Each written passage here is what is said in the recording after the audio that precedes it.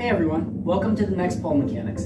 Today I want to talk about a fundamental concept that I think is essential for your pole work. This exercise that I'm about to give you is one of the best exercises you can do for yourself in terms of safety and also understanding transitions better.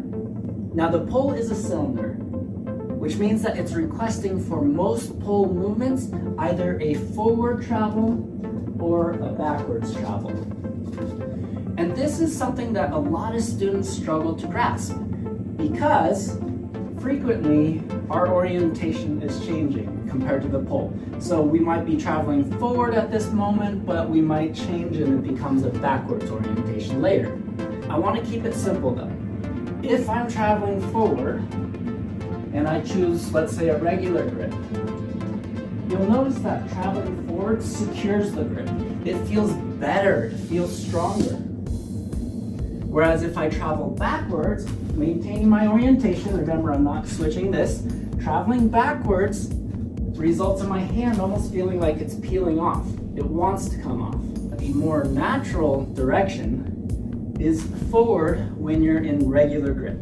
So regular grip techniques typically should favor a forward direction. In contrast, what about funny grip? If I travel forward, as I did last time, you'll notice it's starting to come off. It's peeling off. Traveling forward in funny grip is not a good idea in general. It gets more complicated when we start inverting and adding things like that because the grips shift and change. But for the sake of this exercise, think about, am I more secure or less? Here, I'm less. If I walk backwards, here, I'm more secure. I can do this for a long time and feel like I have a lot of weight in my arm that I can control. And that's a really good example actually. Let's use the funny grip as our example. A backflip. When people see a backflip, they usually see it done generally in place. However, the truth is, if you're using funny grip, when you take off, it's not like a gymnastics backflip. In this case, you want to jump backwards. So I jump this way. Because it's going to lend more security and because I have to pivot and rotate around my elbow. Whereas if I step and jump forward, it's scary because I disconnect. My hand's peeling right off as soon as I start the takeoff. To you, when I do it correctly, it may look like I'm exactly in place, but the force generation was actually backwards. So, this would be backwards.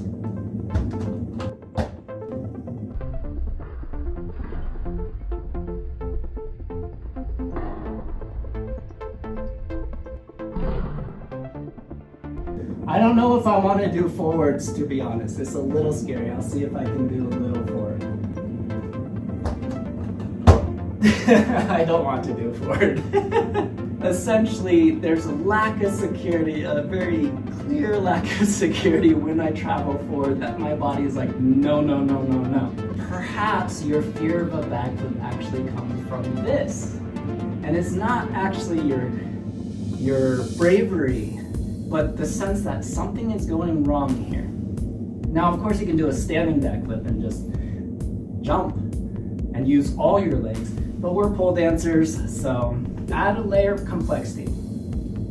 You'll notice that when I do a backflip, I start here in funny grip, and I finish in regular grip. And I told you that a funny grip favors traveling backwards, but I told you that a regular grip favors traveling forwards. So which one do you use? In general, your takeoff should travel backwards.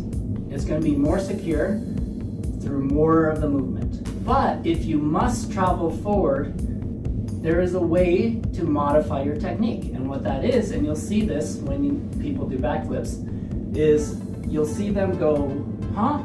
And then suddenly they face a different direction. They may have started here, but now they're here. That's them twisting their body, adding a little bit of a quarter rotation in order to facilitate a better grip. Let me see if I can demonstrate that to you. So here is strictly the back. And I'm going to modify this backflip just so you can see it a little bit better. Here's my backflip trying to travel backwards, which means that I'm probably going to stay in place. It's me trying to do something for security, but visibly you're going to see it mostly in the same spot. So here. Okay. There. If I actually try to travel forward now, so I'm letting go of the idea that I'm going to have security at the beginning of this flip, and instead I'm focused on traveling forwards, you'll see this half rotation happen.